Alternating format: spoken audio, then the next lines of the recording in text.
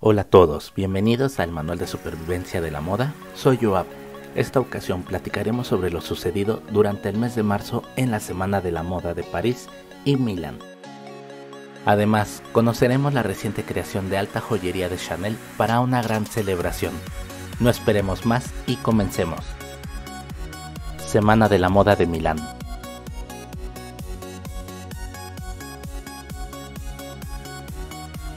Jeremy Scott presentó en Moschino un fashion film al mero estilo de los años 30. Varias siluetas con influencias en el estilo de Elliot Ness y Los Intocables. Posteriormente nos transportó a un safari por la sabana, donde encontramos diseños de flamencos, jirafas y cocodrilos, acompañados de bellas arianas, dándole un toque salvaje para finalizar por todo lo alto. Nos deleitó con elegantes vestidos de gala, cerrando la muestra con la famosa pin-up Dita Von Teese, portando un vestido rojo aderezado con corazones, de los cuales uno sería el más llamativo.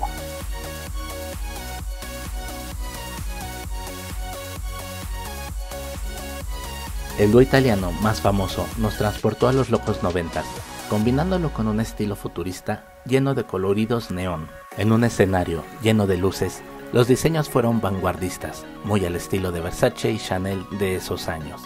Además, la sorpresa de este show fueron los modelos robot, desarrollados por el Instituto Italiano de Tecnología, los cuales desfilaron con accesorios de la firma.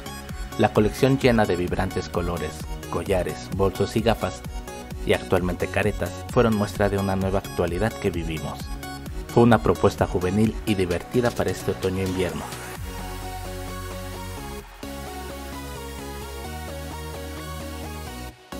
Con un toque más sobrio, pero ultra chic, Donatella presentó su nueva colección en un enorme laberinto. La logomanía no se hizo esperar. Los diseños iban desde mini vestidos, trajes y accesorios, estuvieron aderezados con botones del rostro de Medusa, y los estampados resaltaron gracias a la colorida combinación de la greca de la firma y el diseño de Virtus en los bolsos. En algunos diseños también pudimos apreciar el regreso de la Medusa emoji. Semana de la Moda de París.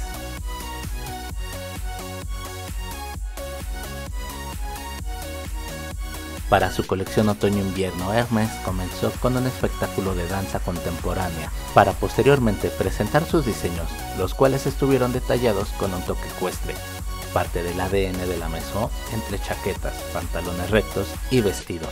La combinación de denim, cuero y piel mantienen un estilo tradicional sin caer en modas pasajeras.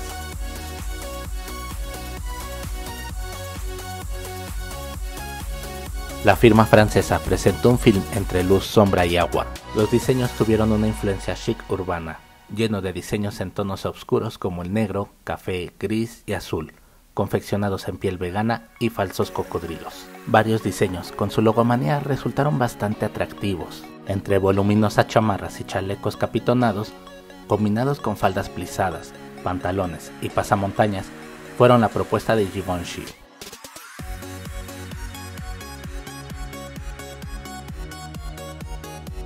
El Palacio de Versalles, en medio de la noche, se convirtió en el escenario ideal para presentar su nueva colección.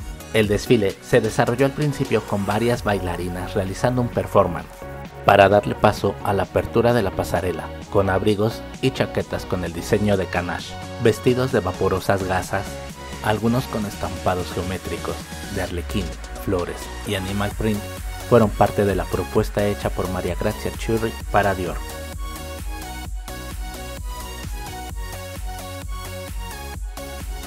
Virginie Viard presentó su colección en un fashion film para Chanel con influencia de los años 70, lleno de cambios de cámara que iban del blanco y negro al color.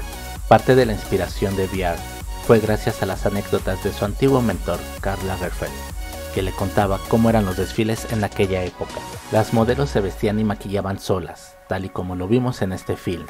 Los diseños fueron variados entre transparencias, tejidos de lurex, chaquetas sin cuello, vestidos midi, abrigos de piel artificial y pantalones anchos, aderezados con tweed y perlas, una muestra con todos los estándares de la casa francesa.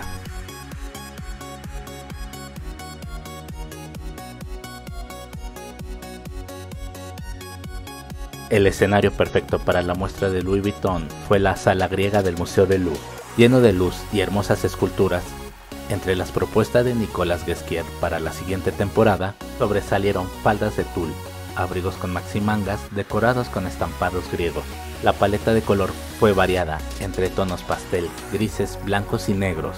Fueron el match perfecto para la siguiente temporada. La pieza clave en todas las colecciones fueron los bolsos pequeños para este otoño-invierno 2021-2022. Centenario Chanel número 5. La Maison Chanel comienza la celebración del centenario del perfume más emblemático del mundo. Creado en 1921 por Ernest Beau, ex perfumista del zar Nicolás II, le presentó a Gabriel Chanel una serie de 10 perfumes, de los cuales seleccionaría el número 5, el cual consideraba su número de la suerte.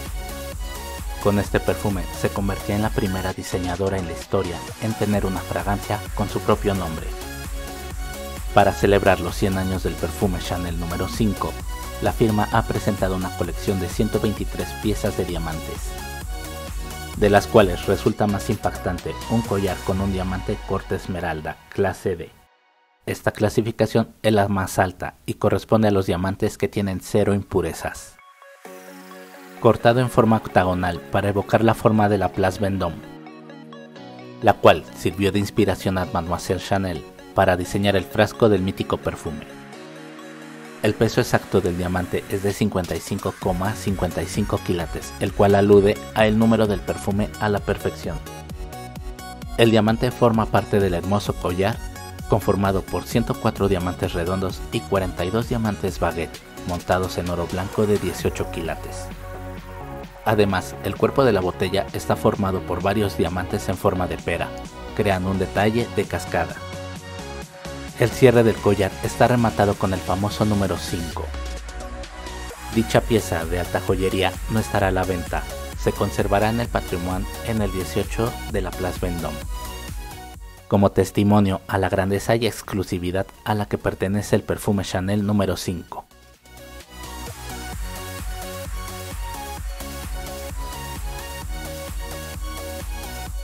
¿Cómo identificar un reloj Cartier original? Por el nombre, dentro del dial podemos apreciar la palabra Cartier en negrita. Número de serie. Este se puede encontrar grabado en el lateral de la caja o en la parte posterior. Logotipo. La doble C entrelazada y enfrentadas se pueden encontrar en la parte posterior de la caja, en el dial o la hebilla.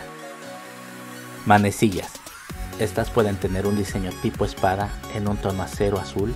El segundero debe de tener un movimiento fluido. La corona debe de estar engastada con una piedra de cabujón.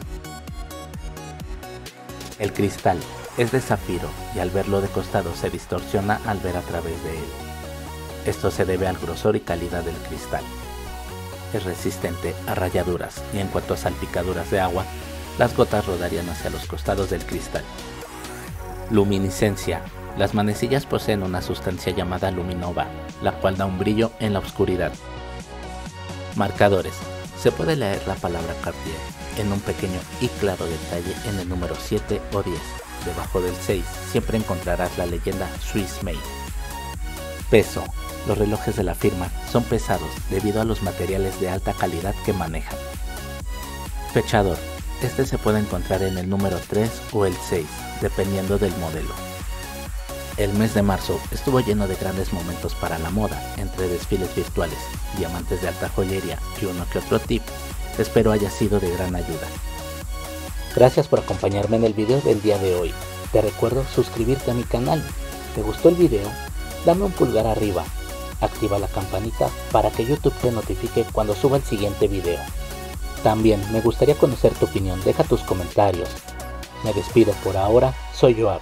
Los espero la próxima semana aquí en el Manual de Supervivencia de la Moda.